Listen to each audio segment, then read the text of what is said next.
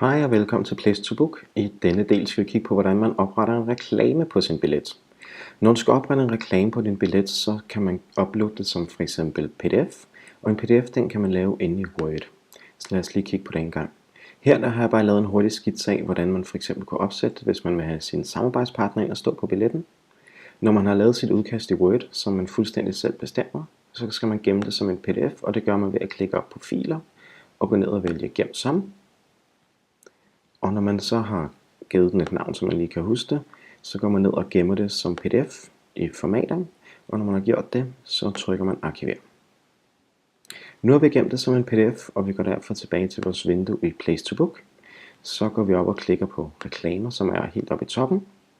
Her der kan vi se, at der er 3 felter, som billetten er delt op i. Vi vælger alle 3 felter, og vi går ned og klikker vælg fil for at vælge den reklame, vi lige har lavet. Og vi vælger PDF-filen, trykker åbn, og så klikker vi gem. Kan vi lige køre ned en gang, og så kan vi se, at den også har valgt den rigtige reklame. For lige at tjekke, hvordan det ser ud, så kan vi gå op og klikke på arrangementer, og vælge et af de arrangementer, vi har stående. Over i venstre side kan vi så klikke på den, der hedder Vis billet.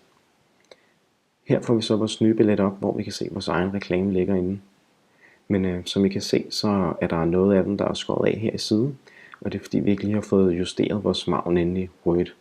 Så lad os lige kigge på, hvordan vi kan gøre det, hvis den har skåret noget af den af. For at justere vores margen inde i Word, så går vi op i toppen. I kan se, der er en, der hedder venstre margen her. Den klikker vi bare på og trækker. Vi sætter den cirka på 1,5 i venstre side, og i højre side kan vi sætte den på cirka 18,5. Men det kan man køre lidt frem og tilbage med, alt efter hvor meget man vil have billetten skal fylde. Og så sørger vi selvfølgelig lige for, at de ting vi har herinde, at de nu også er inden for den marg, vi lige har opsat. Og det er de alle sammen der.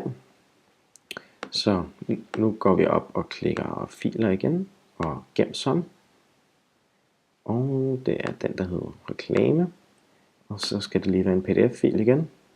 Og så klikker vi arkiver, og vi skal erstatte den gamle. Nu har vi gemt en ny PDF, hvor det passer ind for vores nye margen. Så vi går tilbage og går op og klikker reklamer for at uploade en ny. Og det er stadig alle 3 felter, vi gerne vil have. Vi går ind og vælger den nye fil, og vælger den nye reklame. Åbn. Og så trykker vi gem. Og så kan vi køre ned og se, at den har faktisk allerede valgt den nye. Men for lige at være sikker, så gør vi ligesom før. Vi klikker på arrangementer oppe i toppen. Og så går vi ind og vælger et af vores arrangementer på listen. Og trykker Vis billet. Som I kan se, så er det stadig den afskåret. Nogle vil se den nye med det samme, men vi kan også lige opdatere den en gang, for at være sikker på den. Og der kan vi se, så kommer vores nye billet frem. Så hvis det er, du stadig ser den gamle, skal du bare lige opdatere en gang. Og på Mac computer, så er det så Command R, og på Windows er det F5. Og så kan vi se den nye billet. Så sådan her opretter du en billet med din egen reklame. Hvis du har nogle yderligere spørgsmål, så er du selvfølgelig mere end velkommen til at kontakte vores support.